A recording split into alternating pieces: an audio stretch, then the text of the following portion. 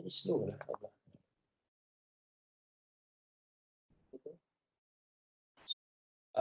On regards to what they call that, the first meeting that you meet with your clients, what are the things that you have to ask? I did mention about you need to know the business, yeah, your clients, especially what other business is all about. Okay, that is first, and then you need to know what are the objective, what are the aims, what are the objective or benefits that they are expected out of adoption of that particular website.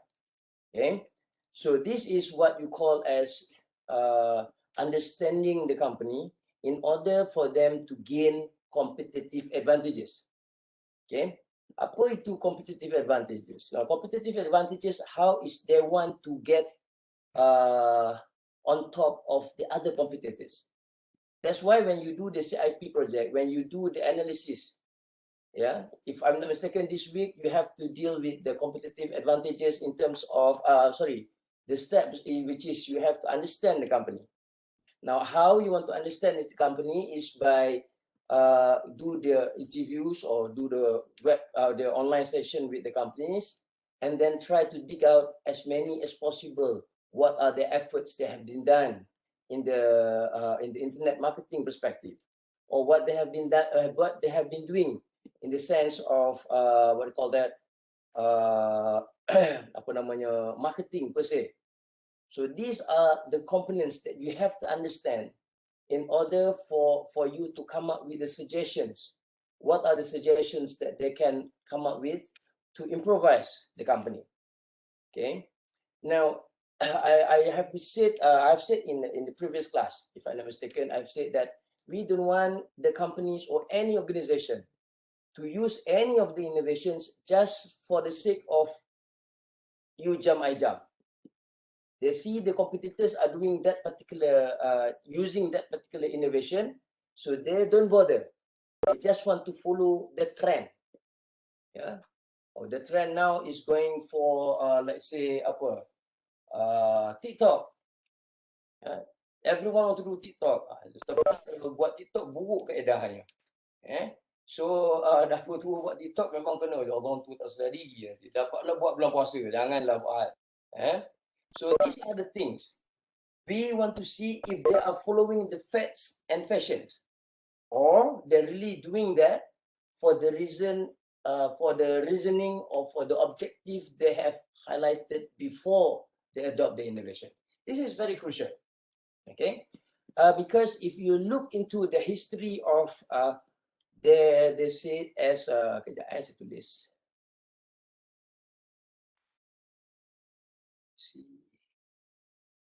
I put it in the chat. We call it as a general purpose.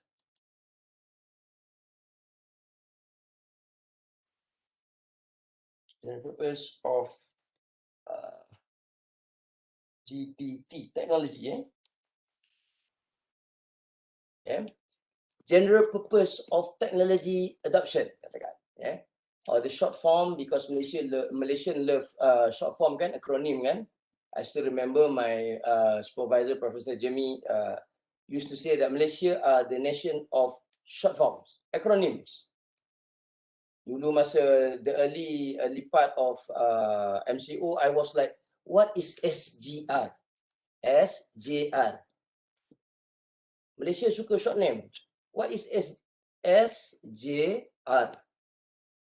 Apa katanya? Tiap hari kita dengar Ismail Sabri sebut. I was like, what the hell is SGR? Rupanya sekatan jalan raya. Saya pun je lah fikir, apa benda SGR?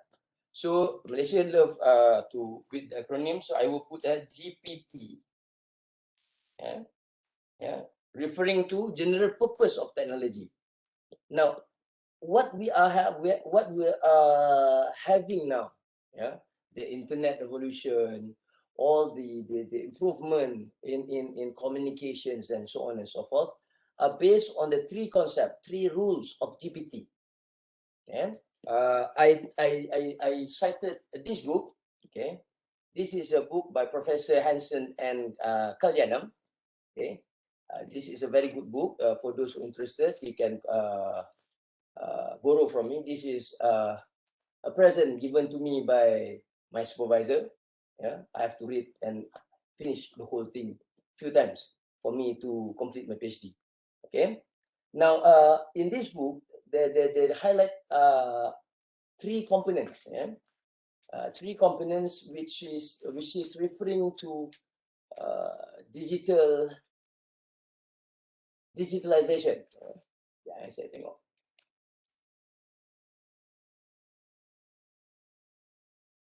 Three rules of GPT.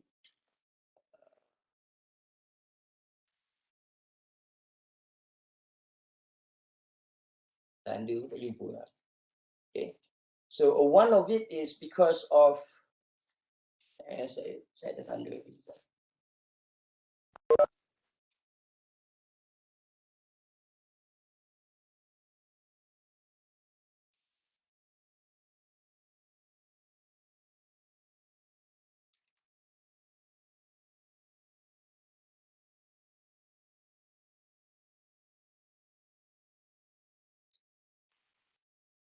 Foundation kita ada pula.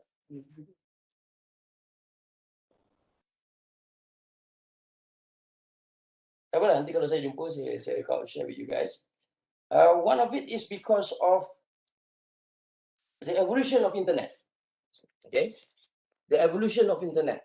Now, if there is no internet, yeah, there will be no what you call as there is no improvement, there is no transformation like what we see today. Okay. Now, before the internet evolution, there is one part of it, what we call this as the introduction of PC. Yeah. If there is no introduction of PC, I reckon that there is no such thing of internet whatsoever. I still remember when I was in the, it's not high school, it was during my matrix. I was like, the first time I come up with my email and so on and so forth, it was like the evolution time is very fast. Okay.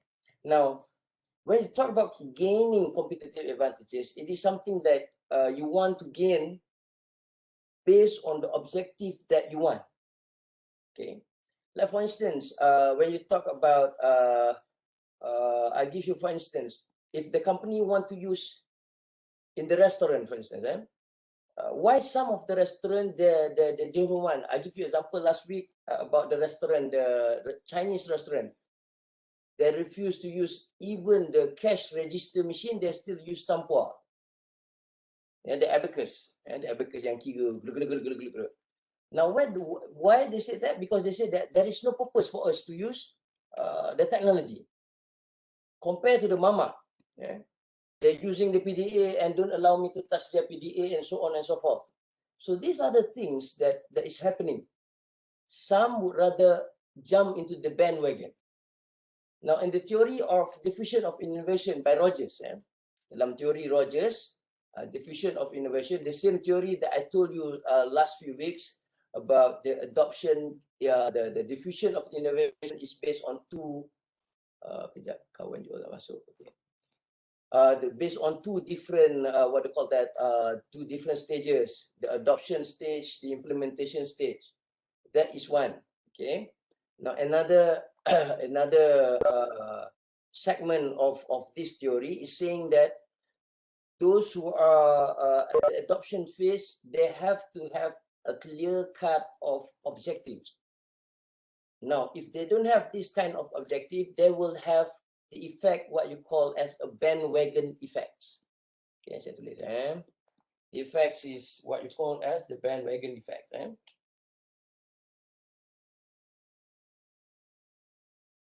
Apa itu bandwagon? Pernah tengok kereta sorong? Kereta sorong. So in other words, they will say that you jump, I jump. Maknanya apa orang letak dalam tu, dalam kereta sorong tu kita reda, tolak without knowing what is the purpose of doing so. So this is not a correct ways of using the technology.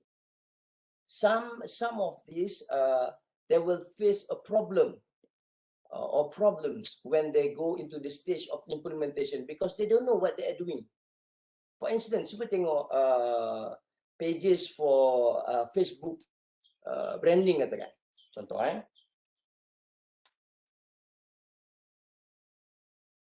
Okay. For instance, kita cakap pasal adoption of the Facebook ads, for instance. Now, during that particular time, orang semua guna Facebook apps, dia pun guna apps. But then when people ask you what is the purpose, they don't know what is the purpose. And it ends up by wasting money, and also there is no impact of whatever they're doing online. Ya, sebabnya dia letak gambar orang lain, dia letak gambar anak dia, gambar cucu dia, tapi tak letak pun gambar produk, for instance. Yeah, that is the idea of why we want to, in the project of CIP UPM, I ask you guys in this stage of this week to go and meet with the companies in order for you to understand these needs.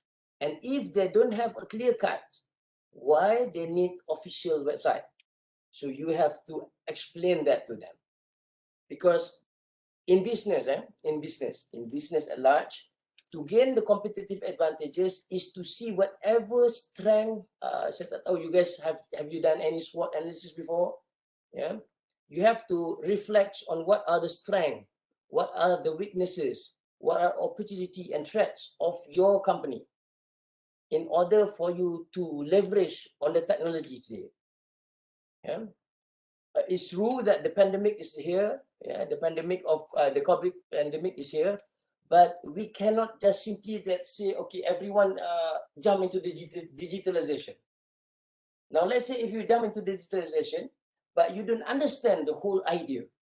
You don't know how to receive all the orders. Or a very, very simple example. People make orders to you, send to your email, but you never open your email. What will happen?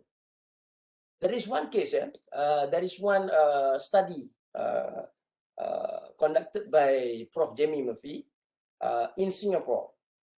This was back to late 1990s. In terms of how prompt, how fast you respond to your email after your clients. This one, the study was conducted among the travel agencies in Singapore. They asked them a question or request to all the travel agencies, I can't remember how many, but the travel agencies in Singapore, and see how fast they come back to the customers, to the clients. Now, the rule of thumb is 24 hours. If you guys send me an email, so it is my obligation to answer to your email within 24 hours. If let's say Dr. Farid tak respond 24 hours, pergi ketuk oleh Dr. Farid. It's a rule of thumb. Yeah, more than 24 hours, it is recognized you as a non-sufficient or non-efficient company. Sebab itu we have to be very, very concerned about this. And the result of that study is none of the travel agencies in Singapore what we call that using the email during that time. They are investigating the email marketing. Yeah. You know that we have website, email, social media marketing. All are the different sets of online marketing actually. So they say that during the output of the study, they found out that none of the travel agencies responded to the client.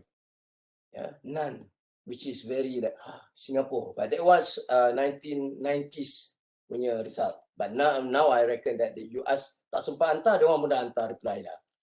Baru nak hantar, dia orang dah reply balik lah. Rasanya lah, Singapore kan. Now, these are the things that we have to be concerned. Yeah? The bandwagon effects are very crucial. Because if people just follow, you jump, I jump. Macam cerita Jack, cerita Titanic. You see your girlfriend jump, you pun nak jump. Yalah, kalau dia dah meninggal, you can go and marry someone else kan. Contoh. Apa you jump, I jump kan. Cinta sehidup semati, Allahu Akbar. Kalau lagu Melayu, biarlah kita sekubur bersama, mana boleh, kuburlah lain, kata dia kan. Kalau orang putih kata, you jump, I jump. Melayu kata, biarlah kalau boleh nak sekubur sama. Saya selalu cakap, mak saya lagu lama ni apa, mak sekubur sama, mana boleh, tak belajar agama apa. Mak saya marah dia. Now, these are the things, we have to be very conscious as an individual. One is as an individual. Now this week punya lab exercise, we will do on competitive advantages exercise also, which reflecting on you selling yourself using website. Meaning each one of you have to come up with your own portfolio, your own CV online. Okay, I wanted to show to you guys that competitive advantages can reflect on an individual and also on organizational.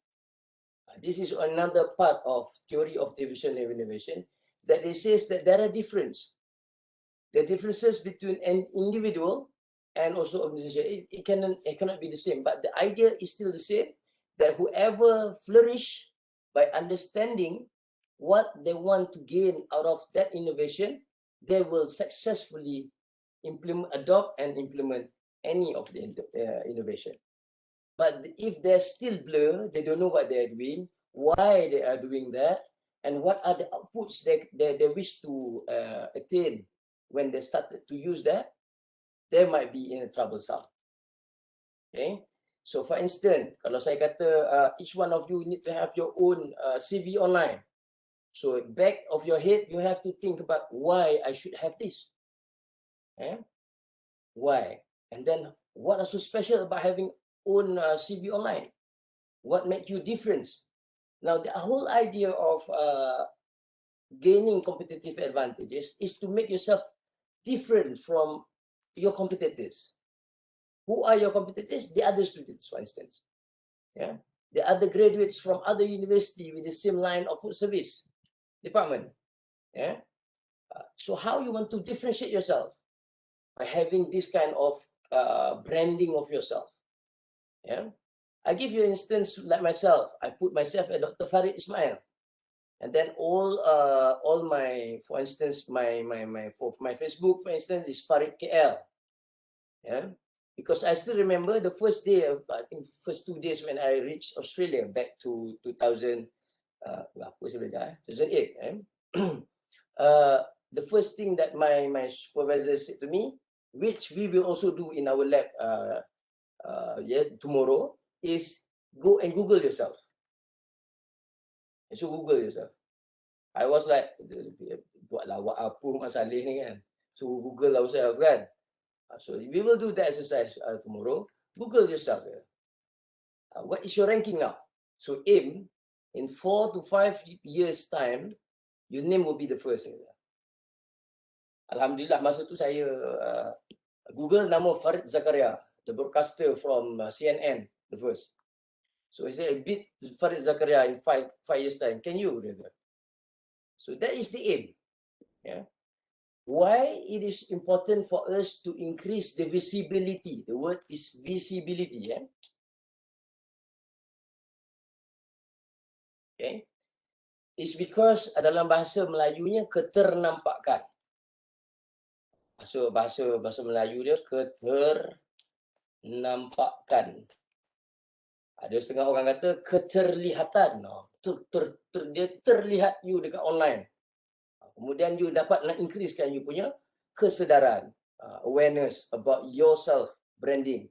Same goes with an organization, with a company. Kalau tidak ada keternampakan, if there is no visibility, there will be no awareness, kesedaran tentang your company. And out of that, in conclusion, what will you get? Nothing. So if there is a visibility, so for you to increase the visibility is for you to make yourself credible online. Itu sebab we encourage all the companies, especially food service company, SMEs, to have their own official website. Because bear in mind, when you talk about increasing visibility, people will always refer back to what are the credible source of this particular news, for instance. Yeah. So contohnya kat Malaysia, there are so many fake news. Betul? Lately ni lagi banyak fake news. Yeah. Especially during starting of the pandemic, banyak sangat ada orang kata ni, ada orang kata ni. Yeah. Sebab tu kerajaan, our government, whatever good, we say good. The government introduce this website. Sebenarnya, siapa pernah tengok? Ya. Sebenarnya. Cuba tengok sebenarnya.com. Yeah. Every week they will do this. The other group asked me about MCMC. What is the difference between MCMC and also MDEC? Yeah. MDEC is responsible in terms of encouraging more and more people to be digitalized. More and more companies are using digital transformation. But in terms of MCMC is to monitor, monitor all the rules and regulations are fulfilled. Okay, like for instance, dalam one of the dana daripada government for this apa namanya COVID ni, penjananya, pemekasanya, apa macam-macam tu, saya pun pening kepala nak hafal semua tu. There is a special budget for those company, for those SMEs especially, who wants to digitalize, who wants to transform. Berbilion ringgit diallocatkan untuk all this type of companies. But so far, only 3% have been used. Itu mengikut Datuk Mustafa Muhammad last 2 days. Yeah? Only 3%. So it seems like people are talking about digitalization, but companies is not yet realized about this. Okay, because when you talk about digitalization, it's not only referring to internet technology. Bear in mind about that, yeah. That's why I introduce you about Excel punya spreadsheet online, because I want you guys to see that it's not only in terms of internalization, yeah, menggunakan internet, bukan itu saja. But you are talking about transforming the organization by using computer, by using by moving from the traditional way of doing work to a more sophisticated ways of doing work using the computer technology. That's why the first chapter is computerized based information system. Saya dah cerita kan macam mana integration between the different apa namanya functional areas and so on and so forth. So these are the things. Yeah. I want to pick one of the story of my student, your seniors from PMK. She went to latihan industry in one of the company, is a soy kicap punya company di Permatang Pauh, Pulau Pinang. So coincidentally, I was appointed by the faculty to go and visit her di Permatang Pauh. So saya pun pergi lah. Saya ingat saya sampai tengah hari, Permatang Pauh. Tiba-tiba saya sampai macam menteri sampai disambut. Saya pun naik berpeluh. Why I've been celebrated like the GM punya wife, saya tunggu kat pintu. Yeah. I was like, what my student have done to this company until you guys wait for me? Is it good or is it bad? I don't know. I said, no. We want to see who is the teacher. Rupanya, your senior, she are very, very critical enough, and she suggested to the company. I still remember the name of the owner is Mr. Leong, yeah? And to the wife, she observed the whole functional areas in the factory, and she determined that there is one section which need to be improvised, especially in terms of staff loafing. And the loafing of the staff to make it in terms of payment masalah, and then the productivity of the whole company, the whole factory is reduced. So she suggests one of the improvement in that particular pipeline until the owner, Mr. Leong, hired her immediately after the latihan industry. She been offered a job. Kemudian saya ajar lah teknik nakal. Saya kata awak nak kahwin, tengok dia naikkan gaji tak. Betul, dia naikkan lagi, dia tambah lagi supaya budak tu tak lari daripada the factory. Tapi lepas tu katalah tak jadi kahwin. Dia kata kalau kahwin betul tak apalah, tapi nak saja test, dia nak bagi tak increment. Immediately offer. Saya dilayan macam-macam, dapat makanan semua. Itu budak bertuah kau cakap kan. So these are the things. We want the food industry at large, food service in particular, to realizing that it's not only using internet for marketing. We are looking into a bigger picture. Digitalization is not only in terms of marketing. Marketing is only one part of the digitalization. You're talking about procurement, yeah, beli barang. I tell you the story about my friend when I having dinner with him, and suddenly he make order online to buy all the raw materials. These are the things that we want to transform the industry. For instance, inventory, yeah, inventory. In our field, inventory are actually very crucial. Betul tidak? Chilling room, for instance, dekat Foodservice. Yeah. How many receiving that we receive? How much food, how much daging yang kita perlu gunakan for the production of the day? These are very crucial. Because if you wrongly calculated, and then you are wrongly save it here and there, daging busuk contoh, ayam habis tak boleh ni, ataupun ayam terlebih. And then when you cook, you make a chicken pie for instance, then ayam dah berbau contohnya. It will affect the quality of the food. Yeah. So these are the crucial thing that we have to make our food service players understand that digitalization, the objective is to gain competitive advantages in all segment. Yeah. Biar diorang ni bergaduh sendiri, berlawan dengan a very clear idea of why they are doing that particular kind of, they accept that kind of innovation. I want you guys to think out of the box. Not only pasal Dr. Farid is on the internet marketing, semua orang nak fikir internet marketing ya. No, I have to be fair for the whole industry, the whole segment, the whole section of the supply chain. Saya yakin you guys, saya tak sempat ajar you all. Dr. Zira ajar masa food introduction. Dr. Zira, Dr. Rina, kurang lah So masa tu you all dah tahu dah. There is the chain of the food service ni. Yeah, there's a value chain. Okay. So in the notes that I give you guys, we are talking about potters, theory of potters, where you have to know all the segment in your supply chain. And then you have to identify how you can gain competitive advantages, macam mana nak ambil benefits by inducing information system in which area that you can tackle, which is manageable by your organization. Sometimes you cannot change the whole picture of your industry. Yeah, I give you example dulu. I was talking to the IT CEO for ANW. He said to me, macam mana doktor, masa tu bukan doktor dia, macam mana Farid nak buat? Dia kata. Yeah. Pakcik dekat Cameron Highland tak guna lagi komputer. We get the supply of the vegetables from them. Pakcik Abu jual daging, tak buat lagi IT dia.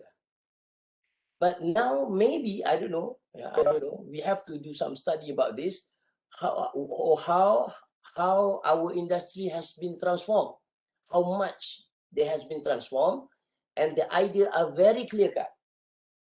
Okay, and the idea of using the technology are clear.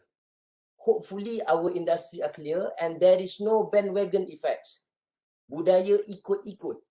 Budaya fads and fashion. The terms in English we call it as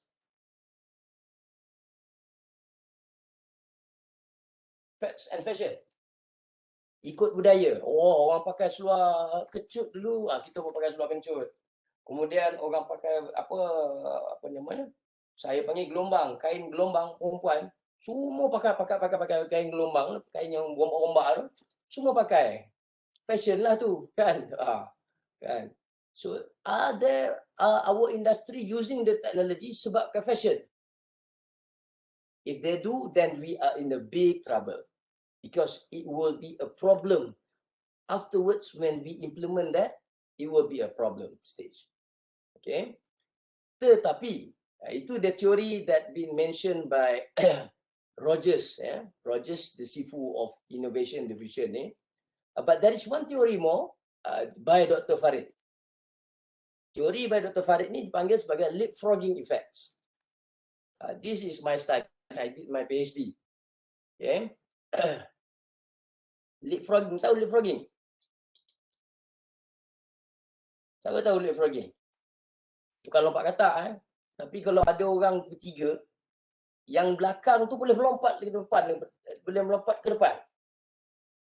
Okay, so this is my theory. By taking tourism industry as example during this particular study, we identify leapfrogging facts menyatakan, teori Dr. Farid ni menyatakan, cuma tak publish lagi lah. Ada one paper je publish on this particular theory. Those who late to use the technology, late to use the innovation, there is a tendency for those company, for those people yang lambat nak guna teknologi ni, which we call them maybe laggards, the terms. Nanti saya explain dalam lab nanti. Those who lambat, those who late to adopt any innovation, there is a tendency for those people, those company to flourish in the adoption and implementation of the innovation. Maknanya, Malaysia for instance, Malaysia is among the first country in the world to have website on tourism in 1990s, and the person in charge of this is Encik Johar, my friend. My friend, dia dah retired dah. Dia orang engineering tapi dia belajar macam mana nak buat website and everything. He's a very excellent person. But nowadays, if you look into the website, are we doing well compared to Bahrain? Those countries yang baru nak naik, ataupun contohnya Belize, an African country, yang tak tahu apa. Tiba-tiba the adoption of dia punya Facebook page dia lagi hebat daripada Malaysia. One of the critical issue dalam Facebook page in promoting tourism, you have to let your people, your visitors to comment, to post. But Malaysian, this is from my study, what we found is Malaysian don't allow our people or any of the visitors who have the experience to share, to upload their pictures dalam Facebook page Malaysia. So how you want to use the technology successfully? But Bahrain, for instance, a very tiny island country in Arab Saudi, bawah Arab Saudi, Saudi bawah tu, ada satu negara, Bahrain, they allow anybody want to post. And they are flourish better than Malaysia in terms of Facebook promotion of the tourism. Malaysia tak boleh. Malaysia tak nak bagi. Sebab apa? Takut. Ada kata saya tanya masa I presented to the ketua pengarah, dia kata we are scared that nanti naik roket, terkena bulan, mata tercucuk. Semua cerita politik. These are the true story. It is based on my result. So for instance, if you talk about all the 14 states di Malaysia, 14 negeri di Malaysia, negeri yang betul-betul bagi orang post gambar baik ke gambar buruk, because you have to remember, in marketing there are positive marketing, there is negative marketing. When you talk about negative marketing, if the thing that being shared is negative, katalah benda yang viral to negative, but you can change that negative effect to become a positive effect in terms of marketing your company. So you cannot stop people. Dan kalau kita cakap, saya sentuh sikit social media ni. When you talk about social media adoption, you have to remember the idea of social media is based on user-generated content. Nanti dalam lab saya akan cerita tentang web evolution. Web 1, web 2, web 3.0 sekarang. Okay. Now, when you talk about social media, the stage of the social media is web 2.0. The content of any of that particular information about your company must be given by the user, not by the company. That is the idea of social media. It based on the idea of Professor Nanako. If you want to improvise your knowledge, and nak tambah knowledge, you have to socialize. Itu keluar perkataan social media. So these are the things that we have to consider. Kalau kita tak bagi orang share, like for instance, I don't want to talk about other institution or other countries or whatsoever. Just for instance, in UPM, if in UPM we allow our students to share their experience, on the Facebook page, adakah akan wujud Putra Confession? Semua tahu kan Putra Confession? Takkan wujud Putra Confession. If student can share anything on the official Facebook page, will you think your seniors will come up with the Putra Confession? You think so? No, I don't think so. They will use the current, the official Facebook page. Now, I give you example, Sabah Tourism. Sabah Tourism are very excellent in this particular thing because I presented a paper, depan Datin Irene, the apa nama CEO for Tourism Sabah during that time, and she was like, "Is it because I pay your flight ticket to come and give a talk in Sabah, then you puji Sabah Tourism?" No. I said no. That this is truth, because in their Facebook page, okay, in their Facebook page, they show there's one incident. The tourists went to Kundasang, jalan nak naik ke Mount Kinabalu, and they saw the toilet there are very damn dirty. Malaysia kan, harap sekarang tak ada lah. So what the tourists did, they took the picture, they upload on the Facebook page, and Sabah Tourism, they allow people to share anything on their website or on their Facebook page. Ada state tak bagi, Selangor lagi tak bagi, tak boleh naik gambar apa-apa. Tapi the good thing is, the moment they give that particular gambar, the gambar is very disgusting, of course. The word that been responded by the tourism Sabah was the first word, thank you and sorry for this bad experience. If you are a tourist, you tengok, dia minta maaf, terima kasih. That is how you want to change a negative impact to a positive impact of marketing. And they said that thank you, sorry for this bad experience, and thank you for letting us know. And we will make sure you that we take a prompt action to improvise this particular situation, and we will come back to you to inform what are the output. Bila dah basuh-basuh, dah bersih, dia bagi upload pula gambar yang this is the new condition of that particular toilet. And the consumer, the customer who saw that, they say, oh, this is very good. And the whole idea of Sabah transform. Tapi kalau kita tak bagi orang share, kan, how you want to promote that?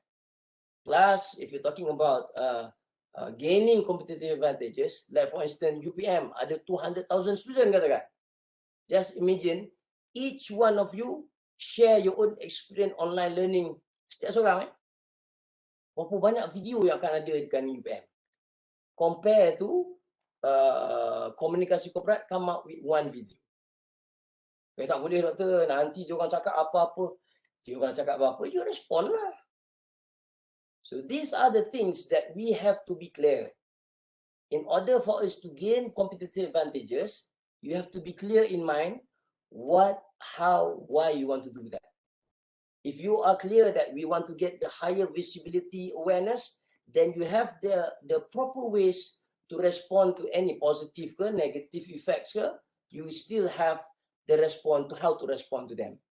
Because based on my theory, whoever late to use the technology, there is a tendency for them to supersede those who are early adopters of any innovation.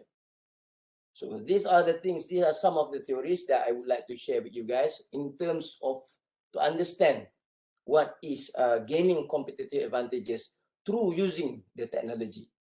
Okay, so I think that is all for this afternoon. Any question? Tepat 3:45. Okay, alright. Any question? And I will show you that in the lab, bila kita buat website tu nanti, each one of you, you have to come up with your own uniqueness. Hai kawan, apa adik siapa ni? Everyone was created by God, by Allah. You have your own uniqueness. So you have to tackle that. Once you manage to tackle that particular uniqueness, I tell you, you will be out of the blue.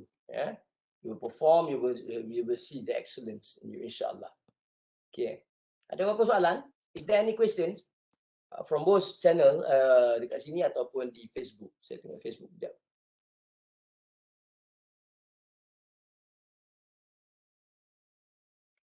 Kalau tanya saya puasa, saya tak puasa lagi yang ini. Esok baru puasa.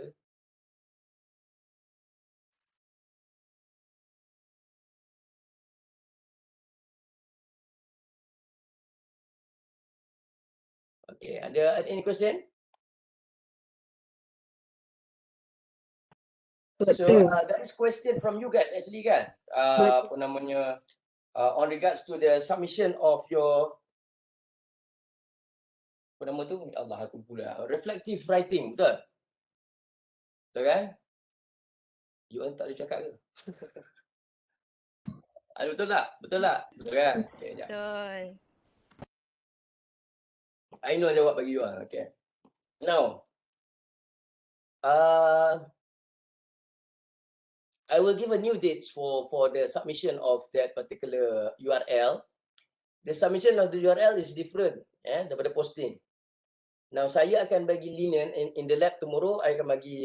I will explain. I just completed the whole structure of your lab. Apa markah untuk tindakan apa? What are the things that will be given marks for you guys? Saya tunjukkan ni sekejap. Baru habis tadi, itu yang terlambat mula kelas tadi. Kejap. Okay. You all group 1 kan? Okay. Yeah. Just to share, but I will explain further tomorrow, insyaAllah.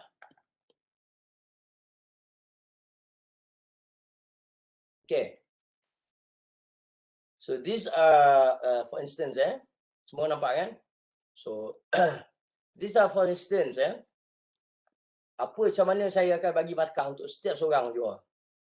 What are the component that I will evaluate? Okay. So phase 1, this is for CIP UPM. So basically, saya baru siapkan dalam ESMP. InsyaAllah bagi saya masa berehat sekejap. Nanti kalau malam ke saya akan update pula Allah. Saya akan update. Saya cakap dengan the other group, I was thinking to give everyone 5 marks for these 2 segment.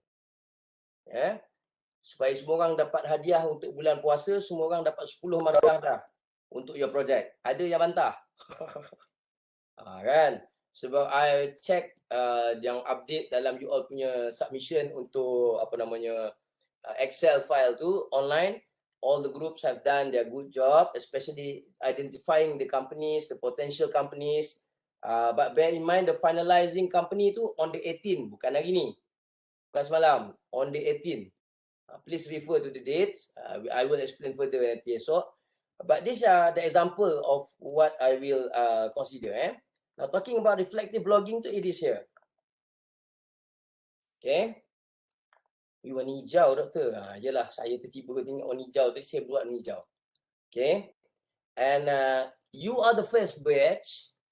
Saya develop ni untuk everything. Your GDG pun ada markahnya. Okay.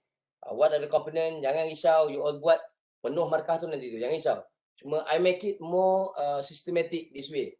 Sebab saya nak defend student senang. Dia kan nak attack subjek saya je kan. Kenapa budak-budak dia dapat A? Ini lah sebab ni. Dia tengok ni dapat semua A lah. Dia kata. So I have to make it black and white. So I make this as a more systematic way of giving you guys marks. Okay. Tak susah pun. Macam for instance Alibaba nanti, even though that the syllabus is full, banyak sebenarnya, tapi saya takkan dera you all. Sebab saya pun tak nak disumpah oleh student kan, curse by my student kan. Apa Dr. Farid tu buat website, buat ni, mati kita orang, jangan masuk kelas dia. Jangan, saya pun tak nak macam tu. So for instance Alibaba.com, for the time being, what you guys have to do together with me nanti, I will explain. I will register you guys as an official member for this Alibaba.com, and then how to update your profile. Sebab nak jadi peniaga, nak jadi usahawan, to become a good entrepreneur, you must have a good profile. Kan? So how to do that? I will explain to you. Okay? So once you fulfill that, you screenshot that particular profile of yours, send to me, and I will lead you guys on that, and you will get 10 marks out of this.